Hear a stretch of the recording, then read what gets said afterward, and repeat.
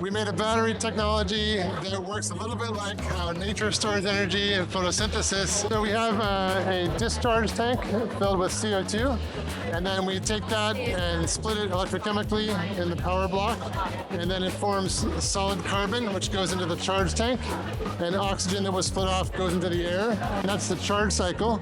And then during discharging, you really just reverse everything. And it's very inexpensive storage chemicals. CO2 actually costs a lot less than the steel tank that holds the chemicals. You're listening to Bite Size Climate Tech, Season 3.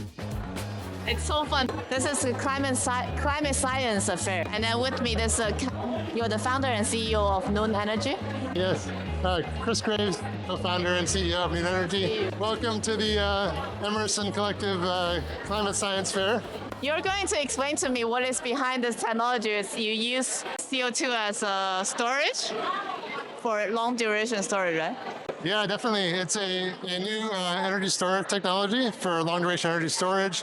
Basically to take intermittent solar and wind power and make it continuously available year round. For that, you can use a regular battery technology which stores energy in the form of metals. So we have our battery stores energy by splitting CO2 into its components, and we can show you the diagram about how it works. Maybe we go to the diagram if that's helpful.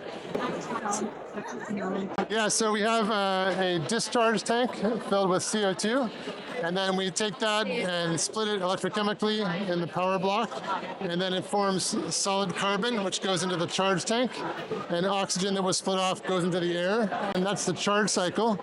And then during discharging, you really just reverse everything. So the previously stored carbon is reoxidized here with oxygen from the air, so it's air breathing, back into CO2, which goes back into the CO2 tank. So it's kind of a closed cycle, except for the air breathing aspect. And it's very inexpensive storage chemicals. CO2 actually costs a lot less than the steel tank that holds the chemicals.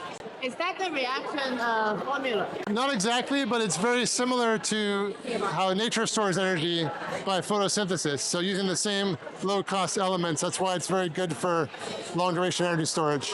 Do you have a way you can explain to an 8-year-old?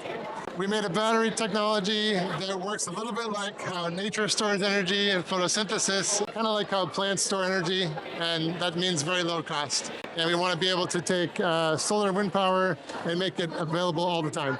Can I say that you are using, basically, you have this plant-based battery? If it's...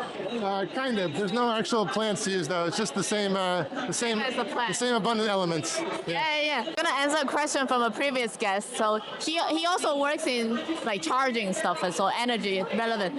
He said that, are you pessimistic or optimistic about the climate future? I'm definitely optimistic. Solar power especially has come down in price. It's ready to kind of take over.